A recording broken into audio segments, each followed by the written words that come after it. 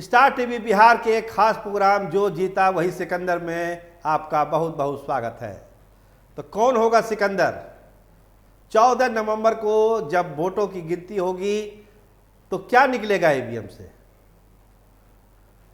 सिकंदर की पहचान कैसे होगी? किसी पार्टी को मिलेगा बहुमत, किसी गठबंधन को बहुमत मिलेगा, या बिहार हंग असेंबली की तरफ जा रहा है? तरह तरह की चर्चा है। 2 फेज में चुनाव होना है। 6 तारीख 11 तारीख आपको पता है नवंबर को, और 14 तारीख को नतीजे आ जाएंगे। तो एक छोटे अंतराल में ही चुनाव हो रहा है। पहली बार जो है 2 फेज में बिहार में चुनाव। इसके ढेर सारे कारण हैं, उस पर हम नहीं जाएंगे। हम यहाँ डिस्कस करेंगे कि आखिर कौन होगा बिहार का सिकंदर जब 14 तारीख को नतीजे आएंगे बिहार के। संभावना किसकी है? जो मौजूदा सत्ता है, जो सरकार है नीतीश कुमार की, क्या ये कंटिन्यू करेगी, या कि जैसा तेजस्वी यादव ने अपना ट्वीट किया है कि 14 तारीख बिहार में एक नया इतिहास लिखा जाएगा।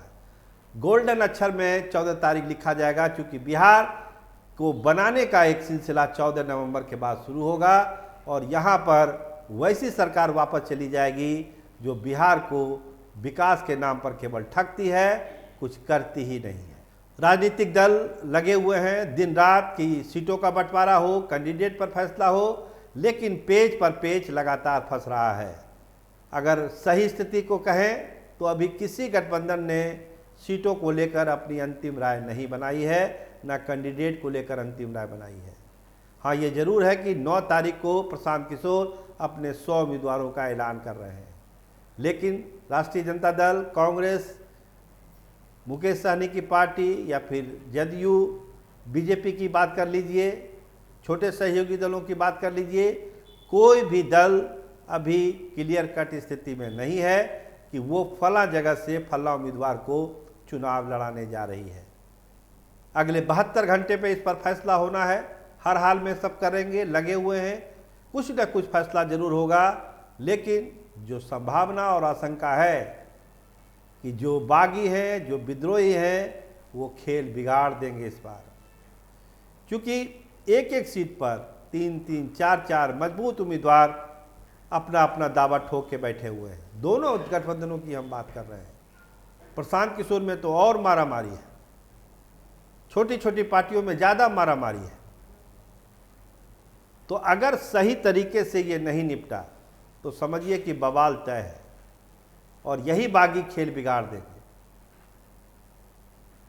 अभी एक चर्चा क्या हो रही है, जो बीजेपी के लोग और जनता दल यूनाइटेड के लोग कहते हैं कि हम तो आसानी से सरकार बना रहे हैं, सरकार बनाने में कहाँ दिक्कत है।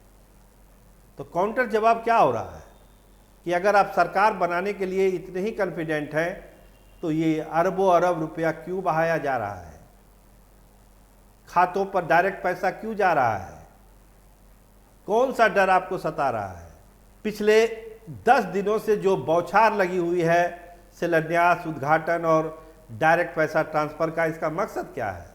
अगर आप अपने काम के लिए जीत के प्रति आश्वस्त हैं तो इतना पैसा बहाने की जरूरत क्या है कि आचार संहिता लगते लगते भी आप उद्घाटन और शिलान्यास कर रहे हैं। रात में नेम प्लेट लग रहा है, उद्घाटन हो रहा है, किसी तरह 4 बजे की डेडलाइन को मैच करने ना हो उससे पहले ही बौछार लगी हुई है। मेट्रो, आधे अधूरे मेट्रो का भी उद्घाटन कर दिया गया। तो आखिर कौन सा डर सता रहा है आपको? क्यों हो रहा है ये सब? तो इतना आसान नहीं है रास्ता, इतना आसान नहीं है रास्ता। अभी एक लंबा रास्ता है। ये कहिए कि महागठबंधन की जो कमजोरियां हैं वो एनडीए को बेनिफिट ऑफ डाउट देती है। महागठबंधन अपने वोट बैंक को बढ़ा नहीं पा रहा है। आपस में खींचतान, कांग्रेस में कितनी खींचतान मची हुई है। एक दूसरे की टांग खिंचाई तो कांग्रेस के अंदर ही हो रही है। कितनी सीटों पर लड़ेगी? क्या कहा जा रहा है कि कांग्रेस अगर 40 सीट ले आए तो फिर समझिए कि तेजस्वी यादव की सरकार बनना तय है। लेकिन क्या कांग्रेस 40 सीट जीत रही है चुनाव में? सीटें तो ले रही है 55-60 के बीच में, तो क्या 40 सीट जीत जाएगी? क्वालिटी सीट भी है, क्योंकि इतनी इनफाइटिंग है। अगर उसको ही रोक दिया जाए तो एनडीए का पसीना छूटना तय है। लोग हंग असेंबली की भी बात कर रहे हैं। क्यों कर रहे हैं हंग असेंबली की बात? इसकी वजह है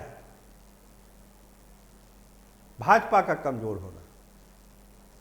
भाजपा जिस तरह से बैकफुट पर है, जिस तरह से उनके बड़े नेताओं पर आरोप लगाया जा रहा है, जिस तरह से शाहाबाद का इलाका है, एक पूरी Rajput lobby, Thakur lobby BJP को शक के निगाह से देख रही है।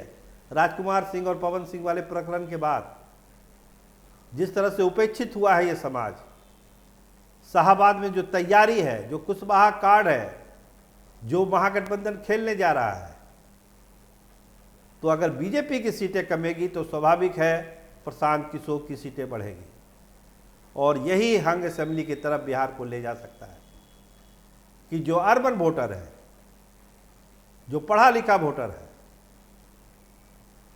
वही प्रशांत किशोर का भी वोटर है, जो बीजेपी का वोटर है। तो जब आपस में ही ये वोट टकरा रहा है तो समझिए कमजोरी तो भाजपा के अंदर है ही। बाकी इनफाइटिंग अपनी जगह पर है। 3-4 नेता ऐसे हैं बीजेपी में जो खुद को मुख्यमंत्री अपने आप को साबित करने में लगे हुए हैं कि हम तो अब मुख्यमंत्री 14 के बाद तो हम मुख्यमंत्री बन गए, अब बचा क्या हमको मुख्यमंत्री बनने।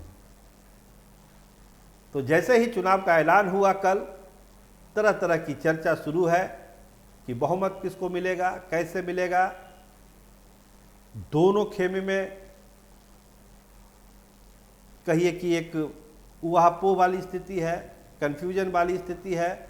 एक दूसरे पर भरोसा ही नहीं हो रहा है, अपने सहयोगी पार्टियों के बीच भरोसा नहीं हो रहा है। चुनाव में कैसे जाएंगे? तो लेकिन अगर सिकंदर बनना है, जो मैं बार बार कहता हूं, अगर सिकंदर बनना है तो नामुमकिन को मुमकिन करना ही पड़ेगा, वही सिकंदर बनेगा। और जो चुनाव है बिहार का, जो 6 और 11 को वोटिंग है, वो समझिए कि एक नामुमकिन टास्क है इस बार दोनों पार्टियों के लिए। किसी के लिए रास्ता आसान नहीं है, दोनों के लिए एक टफ चैलेंज है, क्योंकि एक तीसरा खिलाड़ी प्रशांत किशोर सामने आ चुका है मजबूती से। जिस तरह से रोज नए खुलासे कर रहा है प्रशांत किशोर, वो बिहार की सियासत को एक टर्निंग पॉइंट दे रहा है। वोटर कंफ्यूजन में है, क्या करें, नए को मौका दें या पुराना ही चलने दें। 2 खेमों में लड़ाई हो या तीसरा खेमा को भी जगह दे दें। तो अगले जो 45 दिन हैं, ये बिहार के मतदाताओं के लिए भी बड़ा कठिन काम है। एक सोच डेवलप हो रही है, क्या एक युवा नेतृत्व होना चाहिए, एक सही नेतृत्व होना चाहिए, या गाड़ी जैसे चल रही है गाड़ी वैसे चलने देने चाहिए जंगल राज के नाम पर, कि जंगल राज वापस ना आ जाए। एनडीए के लोग तो यही नैरेटिव तय करते हैं कि भाई जंगल राज आ जाएगा, जंगल राज आएगा, हमको आप चुन के भेजिए। हालांकि तेजस्वी यादव इस नैरेटिव को डायल्यूट करने में बहुत तक सफल हुए हैं। A to Z की बात कर रहे हैं, कहते हैं कि वो जमाना गया। अपने हर भाषण में वो कहते हैं कि सरकार बनेगी तो जो लॉ एंड ऑर्डर से खिलवाड़ करेगा उसको हम छोड़ने वाले नहीं हैं। एक मैसेज देने की कोशिश है कि वो दौर की वापसी नहीं होगी अगर मैं मुख्यमंत्री भी बन जाऊं तो वोटरों को कन्विंस करने की कवायद चल रही है अपने अपने स्तर से।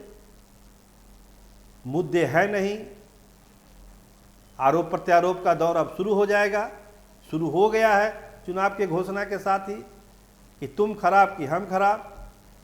वही एनडीए का पुराना राग कि 2005 से पहले क्या था बिहार में।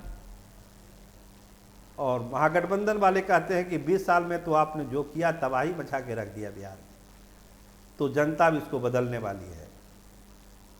लेकिन एक चीज़ याद रखिए, इस चुनाव में 25 के चुनाव में जो युवा वोटर है, जो पहली बार वोट कर रहे हैं या दूसरी बार वोट कर रहे हैं, जो इंटरनेट पर हैं, फेसबुक पर हैं, ट्विटर पर हैं, यूट्यूब पर हैं, जिनके हाथों में स्मार्टफोन है, उन सोचने का नज़रिया उनका कुछ अलग है।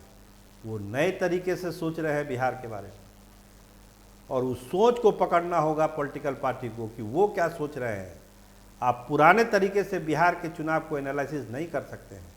आपको उस नई पीढ़ी की सोच को समझना होगा कि बिहार का युवा क्या चाह रहा है, जो गांव में बेरोजगार बैठा हुआ है वो क्या सोच रहा है, जिसके पास कोई काम धंधा नहीं है वो क्या सोच रहा है, या जो पंजाब और दिल्ली में ठोकर खा रहा है, गाली सुन रहा है, वो क्या सोच रहा है। उस सोच से आपको कनेक्ट होना पड़ेगा, तभी आप बिहार का सिकंदर हो सकते हैं। पुराने ढर्रे पर आप सिकंदर नहीं बन सकते हैं, तो उसको कनेक्ट करने की ज़रूरत है। और यकीन मानिए, जो बिहारी प्रवासी आएंगे यहाँ पर बिहार में, वो निश्चित तौर पर अपनी कहानी अपने घर वालों को भी बताएंगे, अपने दोस्तों को भी बताएंगे कि बाहर में, बिहार के बाहर उनके साथ क्या क्या होता है और बिहार से बाहर उनको जाना क्यों पड़ा है। अगर रोजी रोजगार बिहार में मिल जाए तो फिर गुजरात और असम और पंजाब और दिल्ली जाने की ज़रूरत क्या है। तो एक नया वादा करना होगा बिहार में रोजगार का, जो सबसे बड़ा मुद्दा है बेरोजगारों के लिए, कि आप उनको रोजगार देंगे। बिहार में नई फैक्ट्रियां खुलेगी, कारखाने खुलेंगे, आईटी हब्स खुलेंगे, टेक्निकल शिक्षा होगी, पढ़ाई होगी। इस तरह की चीज़ों को आपको सामने लाना पड़ेगा।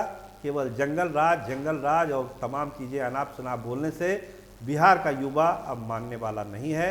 इसीलिए अगर बिहार का सिकंदर बनना है तो नया नज़रिया है, नया सोच से आपको आना पड़ेगा, जनता के बीच जाना पड़ेगा और ये बताना पड़ेगा उन युवाओं को कि बिहार अब एक युवा ताकत, युवा शक्ति के हाथों में है। आप जो है वोट करिए, आपका यही पे सब कुछ करेगा होगा। आपको चिंता करने की ज़रूरत नहीं है, चाहे वो एनडीए हो, चाहे वो नीतीश कुमार हो, चाहे बीजेपी हो, तेजस्वी यादव हो या कोई और हो। बिहार के युवाओं को एक मैसेज उनको साफ साफ देना पड़ेगा कि हम ही आपके सबसे बड़े हिमायती हैं और हम ही आपका भला करेंगे। अगर ये मैसेज कन्वे हुआ तो समझिए कि वही सिकंदर होगा, वरना कोई नया सिकंदर बिहार में पैदा हो सकता है। आप देखते रहिए स्टार टीवी बिहार। आपका बहुत धन्यवाद, आपका बहुत बहुत शुक्रिया।